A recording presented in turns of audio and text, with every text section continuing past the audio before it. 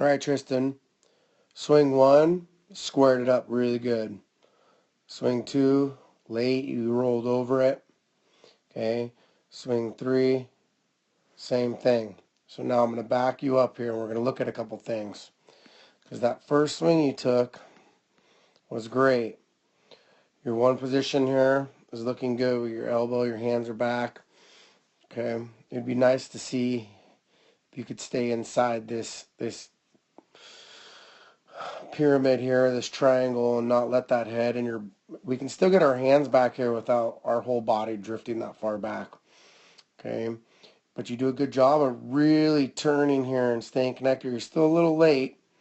Okay, but you do a good job of hitting through this ball. Your barrel stays on plane all the way through, and you get good extension, heads down, and good finish. You know, if you notice on the next pitch, you get to the same hitting position, your foot's down, okay, except for look at the difference where your elbow is here when your heel's down. Your elbow has started to move towards the ball. As your foot's setting down, your elbow is dropping. See, we want to measure that with your front heel. So when your front heel touches right there, we want to look at where the elbow is at. And the swing before, the elbow is still behind the hands in a much stronger position. And what this tells me is your hands are basically working independently of your body, and you're not rotating your hands together as a unit. So this is just going to become a disconnect here as it starts to work by itself. And obviously because of that, your swing speed slows way down. You start to pull out with your front elbow, and you just let this ball get way too deep in the hitting zone. We should have been hitting this ball about right here. And your barrel is still behind you. Again, this is happening. Your hands and your barrel is stuck behind you because your body didn't turn, and it didn't turn nearly fast as it should. And when you can achieve that, the hands and the barrel are going to get out in front a lot faster and not get stuck behind you here. Okay, so rather than thinking about your hands and your barrel getting out there any earlier, you just need to do a better job of turning here instead of just pulling your hands and your elbow towards the ball.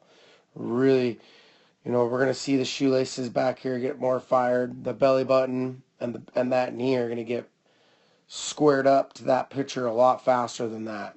And as a result, the ball gets too deep, okay, and you try to compensate for it and hit up, and you're just late, and there's no finishing that swing. And the same exact thing happens on this third swing. Okay, your foot's heels down here. This is a better one position here. Okay, notice where your heel's at compared to where your elbow's at. A lot better job here. It's not leaking under those hands too early. Okay, remember, we don't want to see that elbow drop under those hands until the body starts to rotate.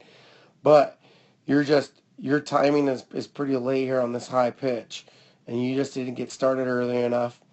And again, you get jammed. You do a good job of trying to fight through it, but if we can keep our body a little bit more inside of this pyramid, you're gonna stay a lot more balanced, and you're not gonna let that head drift out of that. And you do a little bit better job on this swing. You just get things started a little bit late. And lastly, Tristan, I would really like you to see you get some forward press in this leg as you stride forward with it. Because if you notice, you land and you lock that leg out really early. And that just causes a lot of stiffness as you start to turn to the ball. And if we could see a little bit of flexion in this front leg, okay, that's really going to help you engage this lower half and do a lot better job rotating into the ball, okay? So you got a few things that you got to work on there, but we'll take a look at it again when I see you next class period, and we'll go over some of this. So good job.